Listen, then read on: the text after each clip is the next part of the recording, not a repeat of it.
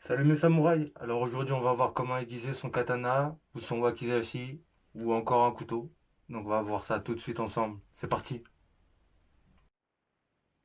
Alors tout d'abord pour aiguiser mes samouraïs, vous prenez votre arme, vous devez démonter ici le meguki. Donc moi là je l'ai déjà pré-démonté, vous l'enlevez. Donc là il vous reste l'Atsuka à démonter. Donc vous allez pousser sur l'Atsuba, comme ceci. Vous allez pousser et le Nagato va sortir. Donc très important, il faut que le Meguki Hana soit bien présent, donc le trou ici, pour sécuriser avec le Meguki. Vous pouvez le voir. Qui va passer en fait de deux côtés et qui va sécuriser avec la Tsuka. Donc on enlève les sépas, on enlève la Tsuba, on enlève l'autre sépa.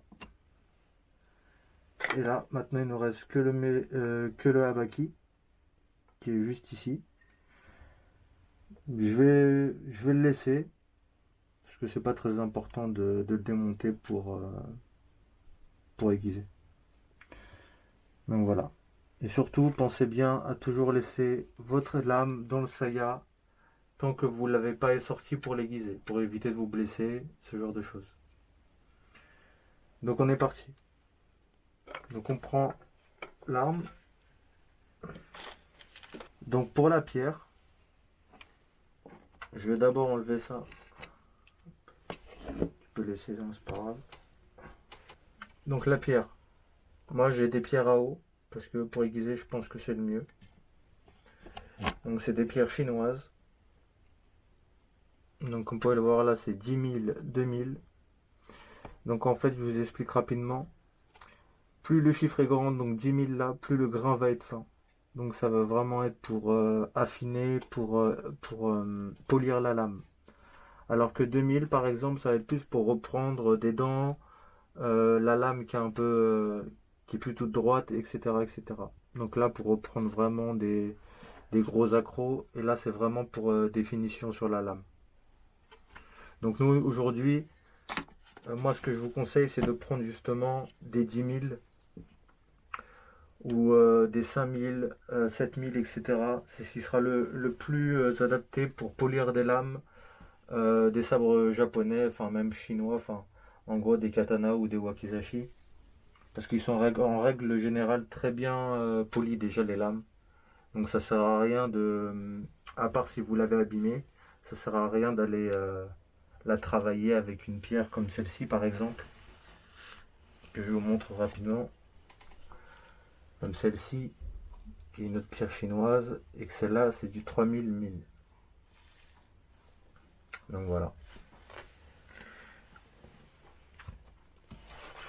Donc pour utiliser des pierres à eau, déjà vous devez les laisser tremper pendant 15 minutes, 20 minutes maximum, pour qu'elles s'imprègnent bien d'eau. Après vous avez en règle générale une petite pipette comme ça, vous allez pouvoir utiliser comme ceci. Je vous montre, hein. Voilà, histoire de bien imprégner la pierre et pour que ça glisse bien. Donc la lame, on va la prendre exactement où on veut travailler. Donc moi par exemple, je vais prendre par ici. Alors, pour aiguiser le tranchant, moi ce que je fais, après c'est vraiment ma technique, hein, parce que je suis pas un professionnel de l'aiguisage, c'est vraiment un métier. En tout cas, moi ce que je fais, c'est que je prends la lame, le tranchant de mon côté. Donc le tranchant me fait face et je mets mes mains dans le dos de la lame, comme vous pouvez le voir ici, qui est pas tranchant, donc il n'y a aucun risque de se couper. Et ces doigts et avec le pouce et l'index, on va se servir pour chercher le bon angle de la lame. En règle générale, il est entre 15 et 20 degrés. Donc, je vous montre comment moi je fais, hein. Donc, vous posez votre lame sur la pierre. En règle générale, vous allez commencer au début. Et vous allez chercher vraiment que le fil, donc vraiment que le fil soit vraiment très bien aplati, soit vraiment plat sur la pierre en fait, en gros. Pour aller vraiment chercher vraiment l'angle à 15 ou 20 degrés. Et là, on peut y aller.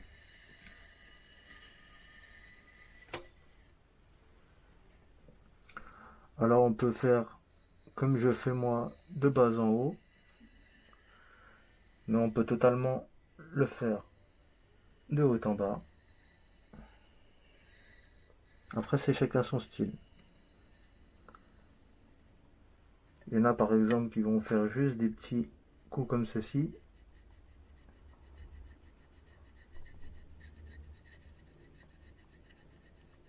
Pour vraiment aller chercher le polissage du tranchant.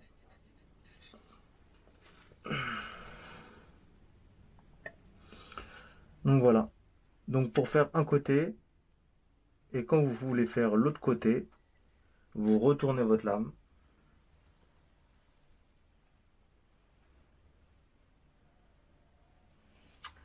Et là maintenant, comme vous pouvez voir, on est du côté où j'ai travaillé.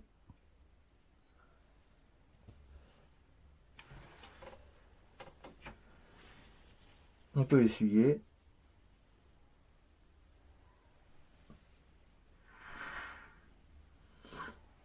Voilà. Et maintenant, on attaque. On peut remettre un peu d'eau. Si vous voyez que ça se dessèche, surtout n'hésitez pas. Et on rattaque. Donc on cherche bien le bon angle. On essaye de rapprocher ses doigts des deux côtés de la pierre pour avoir une bonne stabilité et un bon angle pour pas que ça bouge. Et on y va.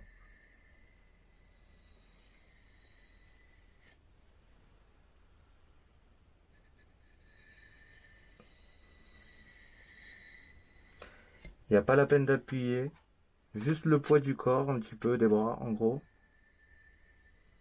Voilà. On fait glisser gentiment sur la pierre. Moi je vous conseille de faire entre 3-5 passages, pas plus. Après tout dépend des dégâts de votre lame.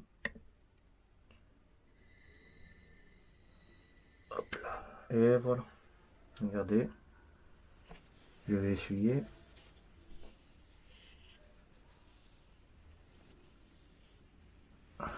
Et voilà. Donc là, vous pouvez voir vraiment sur le fil. On commence à avoir un aiguisage miroir. Donc vraiment un polissage. Donc, vous voyez que les images, la lumière se reflète bien. Et dès qu'on l'a, ça coupe vraiment très fort.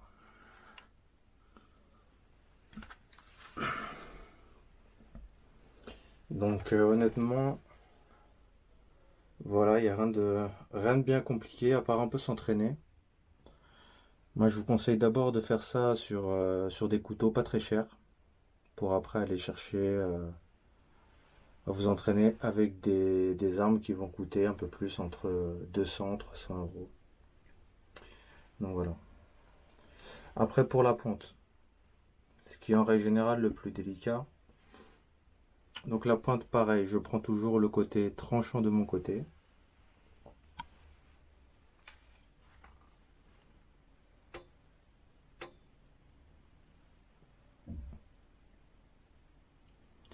Donc après, tout dépend de où vous voulez aller aiguiser en fait sur le kisaki. Donc moi par exemple, je vais aller aiguiser ici, au début du kisaki. Donc je vais chercher vraiment le bon angle et je vais faire glisser.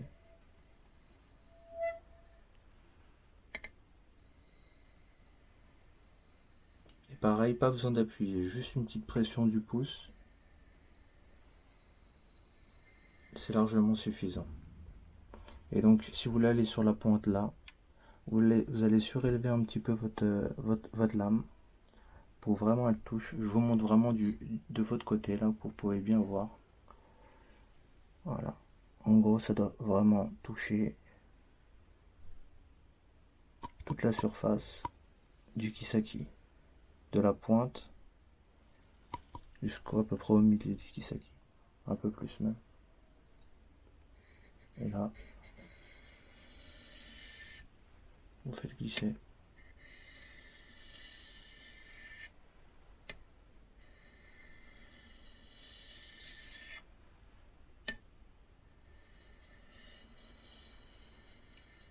Je vous montre de ce côté-là, mais moi je le fais vraiment en règle générale comme ça.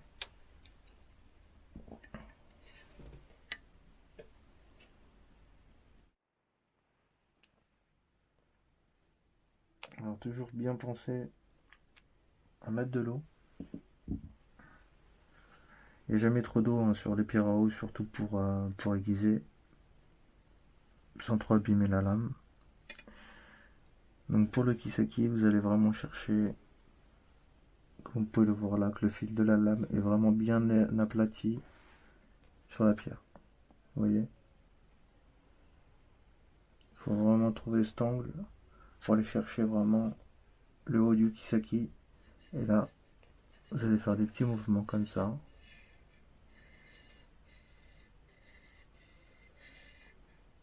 Ici, si vous voulez revenir un peu plus ici, on va aplatir pareil. On peut faire des hauts en bas, comme juste hop, comme ça, en haut, de bas en haut. Désolé pour le bruit.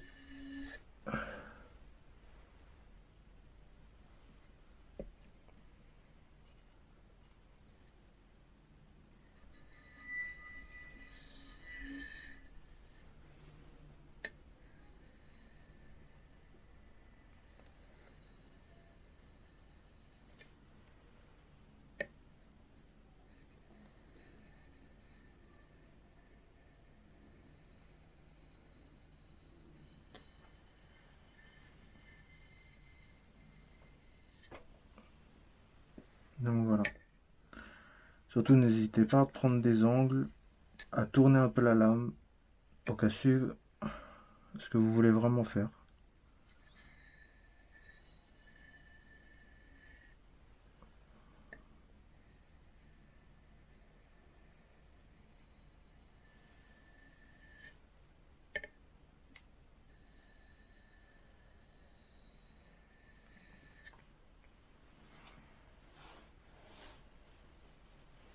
Surtout pensez bien à essuyer après.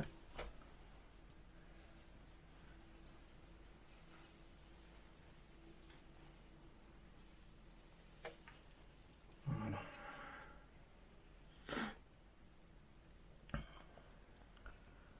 Donc voilà, comme vous pouvez le voir, plus vous allez travailler vraiment le fil de la lame, plus voilà, vous allez avoir comme ça un polissage, comme ici presque en fait. Donc polymiroir. Donc, voilà.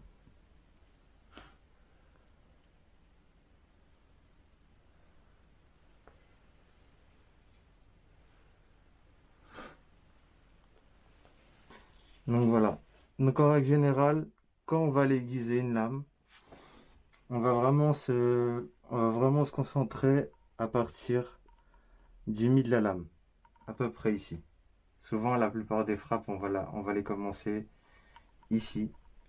C'est très rare qu'on va commencer à entamer un coup à partir de là. Donc souvent ici, on va délaisser. C'est coupant, mais souvent c'est plus ici où on va mettre tout le travail. Parce que c'est là où la coupe va vraiment être la plus impactée. Donc voilà, j'espère que cette petite vidéo sur comment aiguiser votre wakizashi ou le katana vous aura plu et vous aura appris quelques trucs. En tout cas, n'hésitez pas à vous entraîner sur déjà des petits couteaux, sur ce genre de choses qui coûtent pas très cher pour éviter d'aller abîmer des lames. Donc voilà, je vous souhaite à tous une bonne journée ou une bonne soirée et on se dit à plus. Peace.